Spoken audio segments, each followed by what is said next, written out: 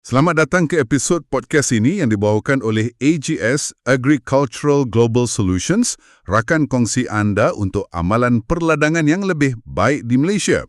Hari ini kita bincangkan satu rekaan inovatif pengutip buah relai yang murah dan mesra postur badan, khas untuk memudahkan kerja harian anda di ladang dan memastikan tiada hasil yang tertinggal.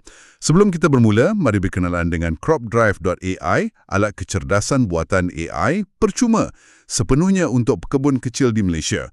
Daftar sekarang tanpa sebarang cas tersembunyi atau syarat rumit. Alat AI ini membimbing anda langkah demi langkah dalam pengurusan ladang. Jangan lupa untuk langgan saluran ini supaya anda tidak terlepas maklumat penting tentang amalan terbaik kelapa sawit. Okey, mari kita masuk ke perbincangan sebenar. Mengutip buah relai di ladang ni, realitinya sangat memenatkan tulang belakang kita. Oh ya, sakit pinggang tu memang aduan nombor satu pekerja ladang. Betul. Tapi buah relai ini mengandungi kadar minyak tertinggi. Jadi, kalau kita biarkan terbiar di tanah, ia memang satu kerugian besar dari segi pendapatan anda. Tepat sekali. Atas sebab inilah saya nak kongsi satu kajian baharu dari Universiti Putra Malaysia Sarawak atau UPM Sarawak. Kajian ini diterbitkan tahun lepas pada 2025. Mereka mencipta satu penyelesaian praktikal untuk masalah ni. Menarik. Tapi sebelum kita lihat ciptaan baru ni, mari kita bincangkan dulu kenapa lambakan alat di pasaran hari ini masih belum cukup praktikal untuk pekebun kecil kita. Okey, dalam kajian tu, mereka ada buat perbandingan beberapa alat sedia ada. Contoh pertama, mesin jenis vacuum. Mesin vacuum ni yang sedut buah tu masuk tong terus kan? Ya, betul. Memang sangat berkesan dan laju. Tapi harganya tak masuk akal langsung. Boleh mencecah antara RM30,000 hingga RM80,000. Wah, modal tu terlalu besar untuk pekebun kecil. Sangat besar. Dan mesin tu berat. Kemudian alat jenis bakul guling atau rolling basket. Yang sangkar dawai bulat tu. Ya, yang tu. Masalah utama bakul guling ni, ia mudah rosak.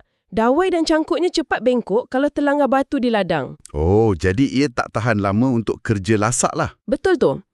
Seterusnya, pengutip jenis cakar plastik atau racket basket. Ini yang paling murah di pasaran. Cakar memang murah, tak sampai RM20 pun. Tapi saya rasa cakar ni cedok semua benda dari tanah kan? Itulah isunya. Cakar ni sering mencedok pasir dan batu kerikil sekali bersama buah. Nanti dikilang, kadar kotoran tinggi dan harga anda akan dipotong. Rugi balik di hujung hari. Macam mana pula dengan pengutip berpaku versi lama yang spike base tu? Yang berpaku ni murah dan bersih, tapi ia sangat bahaya. Pekebun terpaksa mencabut buah dari paku yang tajam tu menggunakan tangan mereka. Pakai tangan tarik buah dari paku tajam.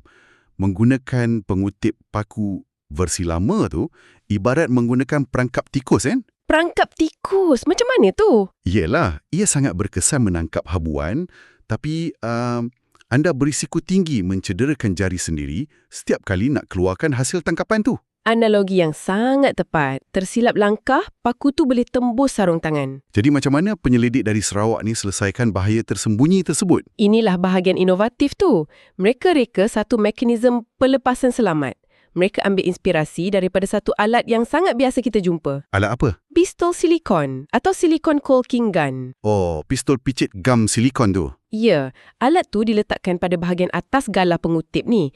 Jadi, apabila pekebun menekan pemicu, satu rod besi di dalam galah tu akan menolak plet kedua ke bawah. Okey, faham. Tindakan ni akan melepaskan buah relai yang tercucuk pada paku dengan selamat.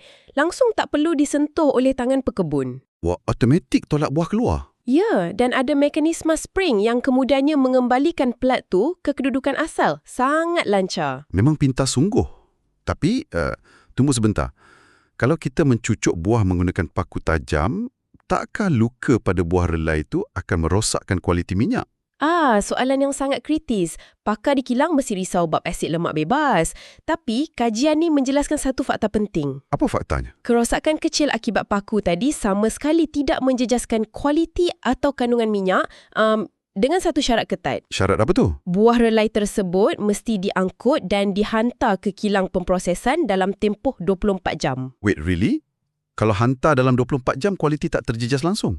Ya, kerosakan kualiti sebenar biasanya berlaku semasa fasa pengekstrakan. Dikilang kalau dibiarkan lama. Bukan akibat tusukan paku tu di ladang semata-mata. Jam biologi kerosakan minyak tu belum kritikal dalam 24 jam pertama. Faham.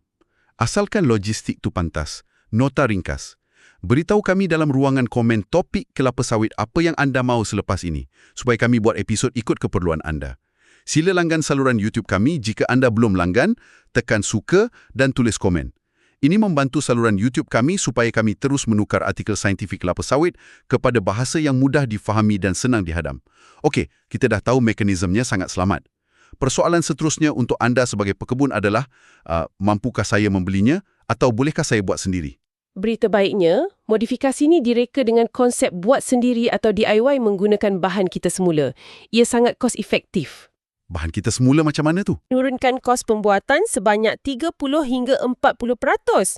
Oh, wow. Jadi, berapa kos keseluruhannya nak buat alat ni? Cuma sekitar RM100 hingga RM150 sahaja. Murah gila. Banding dengan mesin vakum tadi memang jauh beza. Memang jauh. Tapi, ada satu halangan semasa ujian prototipe awal.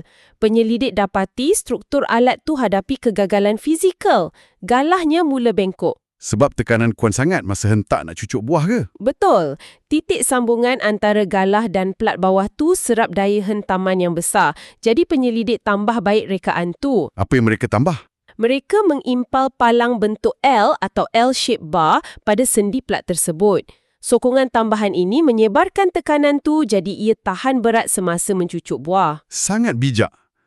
Ini menyamakan proses ni dengan tabiat orang di kampung mengubah suai motosikal kan? Macam mana tu? Yalah, kita lah ambil alat ganti terpakai, kimpal sana-sini dan hasilkan satu mesin yang hodoh sikit tak apa. Asalkan tahan lasak dan direka khas untuk laluan sukar. Ya betul. Falsafahnya sama. Fungsi lebih penting dari rupa. Okey, alat ini murah, lasak dan selamat. Tapi adakah ia benar-benar menjimatkan masa dan tenaga bila digunakan di atas tanah ladang sebenar? Mari kita tengok prestasinya. Ujian di ladang merekodkan kadar kecekapan purata sebanyak 83.33% dalam berjaya mengutip dan melepaskan buah relai. 83%? Tu tinggi. Maksudnya dari 10 kali cucuk, 8 kali buah berjaya masuk bakul tanpa sangkut. Tepat. Dan secara ergonomik, ia mengurangkan keperluan pekebun untuk membongkok. Ini menyelesaikan masalah sebenar iaitu sakit tulang belakang. Menyelamatkan buah dan menyelamatkan badan pekebun. Jadi, apa tindakan praktikal yang pekebun boleh buat untuk esok pagi? Arahan saya cukup jelas. Pertama, mula kumpul bahan buangan bengkel hari ini. Lihat di sekeliling bengkel atau stor anda jika ada pistol silikon lama, paip besi, paku dan plat besi. Kemudian, bawa barang tu pergi bengkel kimpalan. Ya, bawa kepada pengimpal berdekatan dan bina sendiri alat pengutip ubah suai ini. Ini akan jimatkan kos buruh anda dengan sangat ketara. Nasihat yang sangat boleh dilaksana. Dan ada satu lagi tindakan tadi tentang masa kan? Betul. Tindakan kedua, patuhi peraturan 24 jam. Jika anda menggunakan sebarang alat berasaskan paku untuk mengutip buah relai, Termasuklah alat baru ni. ya, jadikan amalan wajib untuk menghantar buah tersebut ke kilang dalam tempoh 24 jam selepas dikutip. Ini bagi mengelakkan kemerosotan kualiti. Jangan biar lebih dari tempoh tu. Disiplin logistik tu penting. Sebelum kita habis, saya nak anda semua renungkan sejenak. Renungkan peralatan pertukangan harian lain di sekeliling anda, seperti pistol silikon tadi. Menarik tu. Berapa banyak alat biasa yang sebenarnya boleh kita ubah suai dengan sedikit kreativiti untuk menyelesaikan masalah perladangan yang remeh tetapi melitihkan. Kadangkala, penyelesaian tak perlukan teknologi juta-juta. Cukup dari bengkel belakang rumah anda saja. Ingat untuk melawat pembantu pertanian AI kami di cropdrive.ai untuk mengetahui lebih lanjut cara meningkatkan hasil sawit dan pendapatan anda. Terima kasih kerana mendengar.